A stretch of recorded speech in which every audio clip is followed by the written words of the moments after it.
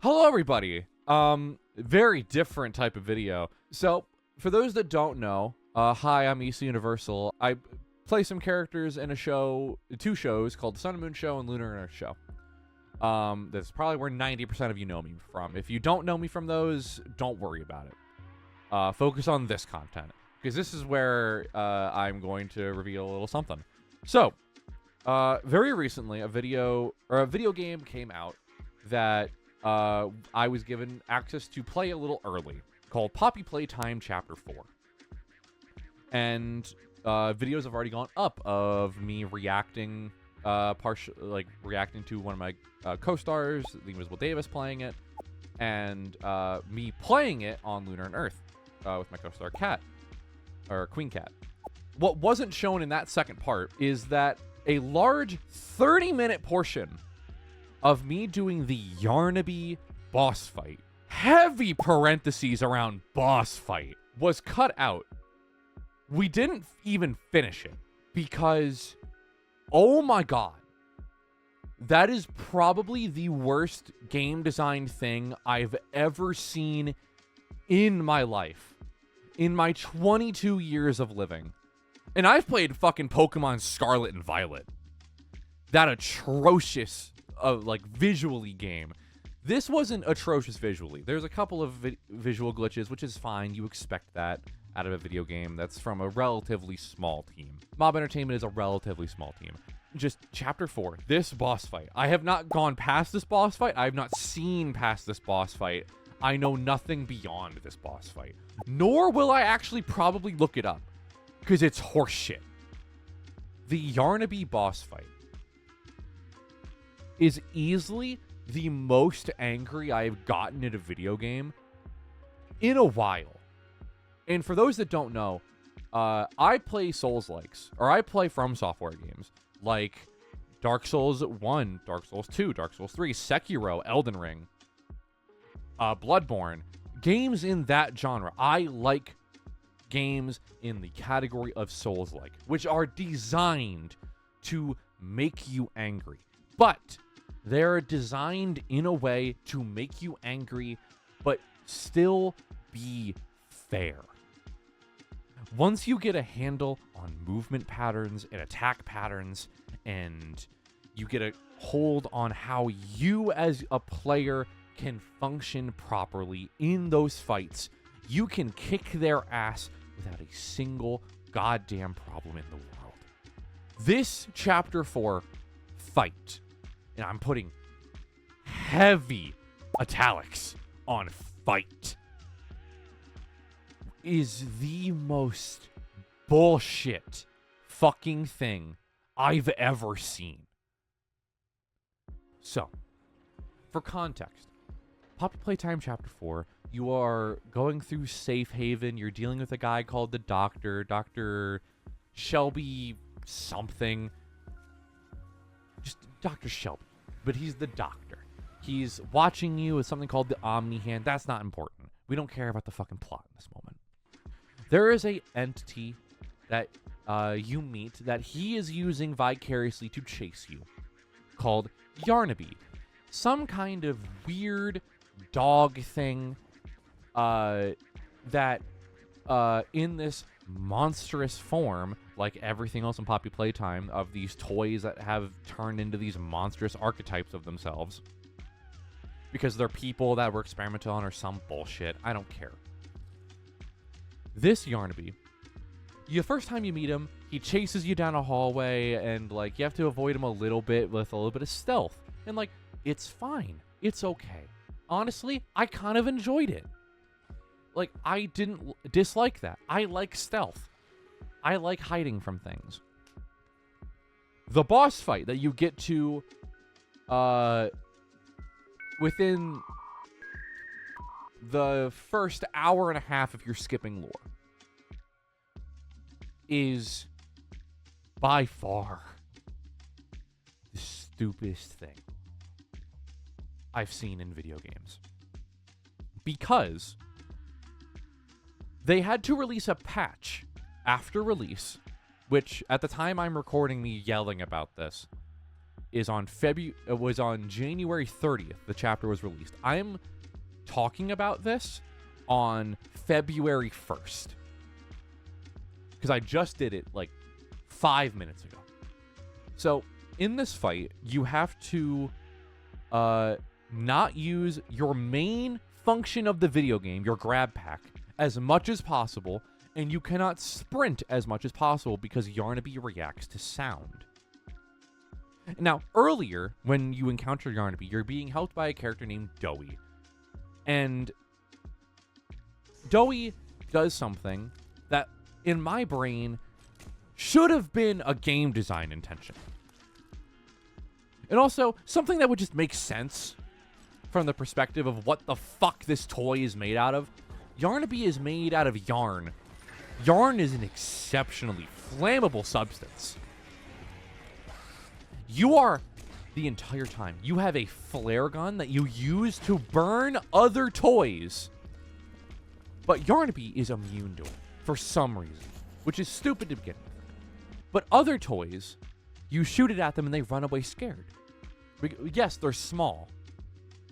But even Catnap, the enemy of Chapter 3, runs away scared from the flare gun. Because this flare gun, for some reason, is able to reproduce infinite ammo, and with one bullet tapping a piece of rope, ignites it on fire. And yes, it's a video game, so it can do this. So my point stands, if I shoot this fucking flare gun at Yarnaby, he should turn around and run away. But no, that's not how this works. In this boss fight, you have to avoid using your grab pack entirely, which is your main function of doing anything in this video game. It is how you interact with the environment. It is how you complete objectives, aside from pressing E or Shift. And Shift just lets you sprint, but they take that away from you as well. You can't even run away from this motherfucker, because if you run, he'll run at you. And there's hiding spots littered around the boss fight area. The patch they had to release was narrowing Yarnaby's cone of sight, which is stupid to begin with. Like, that being nerfed, that's fine. Maybe you didn't think that was going to be a problem. On release, what had to be fixed in a patch was that hiding spots. The things they tell you are your safe place from Yarnaby when he's hunting you. He can ignore them. You could be in a hiding spot. You could be doing fucking nothing. You could be sitting there waiting for him to walk past, and for some reason, you can pull it up on IGN. They have a walkthrough where they say that Yarnaby breaks the rule of horror game ethics because he ignores your safe place. He ignores your hiding spot. A video game that ignores your hiding spot without a valid reason is a bad horror game. And I don't like horror games. The closest horror games you will see me play are the Resident Evil series, which I like. I think the Resident Evil series is very good. That's a whole different topic. Poppy Playtime, I will be quite honest, has not been a bad gameplay experience. It is not a bad game until this boss fight. Like, even the catnap fight, I got a little angry at, but that was one, because I was stupid, or two, just because like my reaction time sucked. Hey, catnap, eat my dick. Wait, what? I have a video of me playing through Poppy Playtime Chapter 1 through 3 on the channel. Go watch it. Yarnaby ignores your hiding spots. He ignores these safe spaces. And that's bad. That's a bad design intention. It's awful, actually. It is the worst thing you could do. Because the reason it's so awful is because it's the only way they tell you you can avoid him if he sees you. There are other white scratch marks on the floor, which is how they mark areas that you can like go and interact with in the environment. There are others of those around this arena to like squeeze through some like steel beams, or duck into a hiding spot, or like go over a ledge and be okay. And those are, and aside from the hiding space ones, are more effective than the hiding spaces. Not to mention that there are vent shafts that Yarnaby can go into, and he only roams the area in which you're in. The vent spaces, there is 2 in each section of the boss fight. Which means if you hear him enter one, he's going to exit the one right next to you. Or if you hear him enter one nearby, then you're safe because he won't exit that one. If you hear him enter one far away and your objective is close to you, he will then exit the one right next to you, which is stupid. Because again, you have to use your grab pack to even finish this engagement. And I'm going to say, I didn't even finish this boss fight. I rage quit because another thing that was stupid is that they have you go into a generator room and you get a new objective marker of hand scan at 3 hand scan terminals in the generator room, which is how you activate the generator.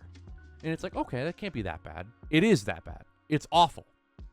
So you have to activate a terminal. You have to use your grab pack. You go hide. It's okay. That's fine. So you go to these hand scan terminals, and they have a meter that shows you how long they're going to take to scan. I don't know the exact number, but I think they take about 10 to 15 solid seconds for it to register that your hand has been placed on it, and Yarnaby will hear that you left-clicked. He will hear that you left-clicked and stop, turn around, and gun it in the direction of the terminal that you are standing in front of. And your grab arm will extend a very far distance. But what it won't do is it won't stay connected to a thing you're trying to scan with if you are going into a hiding spot. So you think, oh, I need to avoid Yarnaby. I'm going to go into the hiding spot. And you could think, Reed, EC, that's not that bad. Obviously, it would save your progress on the hand scan terminal, right? Fuck no. You see, if it did that, I wouldn't be angry. It doesn't save your progress. You have to start completely over after Yarnaby leaves, which could take 10 to 15 extra seconds. Or longer, even. It could take 30. Because Yarnaby doesn't have a consistent movement pattern. He has a pathing. There is certainly a pathing intention, I would say. I would say there is an intention. I would not say there is an execution. Because he'll walk around, and if you have a good headset, you can hear which side of you he's on. You can hear, okay, he's to my right, he sounds a little far away. Or he sounds like he's on my left, he sounds like he's right next to me. But half the time, he doesn't walk in. You cannot see anything in these hiding places. They're completely walled off aside from the sliver that you had to crawl in. And it makes no sense that they expect you to just trust your gut when exiting these things. Because Yarnaby can immediately be there again. But if you go back into the hiding place, he can ignore it and you'll die. And if you die, you have to redo the entire fight from the beginning. All the hand scan terminals get reset. All the levers you had to pull get reset. All the buttons you had to push get reset. Every item you picked up gets reset. Every single fucking bit. You have to do the entire thing in one go. There are other YouTubers like Jacksepticeye that have said in their own videos of this fucking game they had to cut out so much because of this boss fight. And now, listen, if you had to put out a patch to make the safe havens actually safe in a boss fight, you should have delayed your release until that was a thing built into the game from the start. Because you released a patch within 2 days of chapter release. And I don't know if you did that because the community was screaming that the fight was unfair, or if you did it because you knew it was unfair, but you couldn't get it in the game in time for release. which was January 30th. I don't know why you had to release it on that day specifically. I'm upset that I viscerally, I won't finish Chapter 4. I refuse. I won't play it. I refuse. Because of that alone, I won't play Chapter 4. It is bullshit. It is the most bullshit thing I think I've ever seen. And I've been rambling now for 19 minutes, and I am still violently angry. Mob Entertainment. I don't know how many more chapters you're planning to do. With how you seem to have orchestrated the plot, it seems like one more. Release a finished product that is fair to your audience and is fun for the audience. Because holy shit. Like, I spent 30 minutes and I couldn't even finish half of what was intended for the boss fight. And then I died and had to redo all of that progress. That's stupid. Either add checkpoints or... No, don't or. Add checkpoints and don't let something that you put as a tip on the screen called a safe haven or a safe spot be immediately broken by your enemy's AI. I'm not a game designer. I play video games. I analyze games because I find it enjoyable. I nearly went into game design as a college career, but I chose not to. So I know a thing or two. But that shit was stupid. It was infuriating. And it was negligent. From the design standpoint of Mob. You released a patch, and that's fine. Patches come with video games, and I understand that. But when you release it 2 days after game release, rebalancing one of your boss fights that will literally stop the game dead in its tracks if you can't beat it. Okay. There's me rambling for 20 minutes about a bullshit boss fight. If you like a video like this where I ramble about a video game, let me know. I would like to know if people like hearing me scream about a video game in a manner like this, in sort of a video documentary. If so, I'll do it again with some other video games, because I have played a different video game that had some bullshit. I'll see you all at some point. My name's UC Universal, or Reed, and goodbye. Don't buy Poppy Playtime Chapter 4.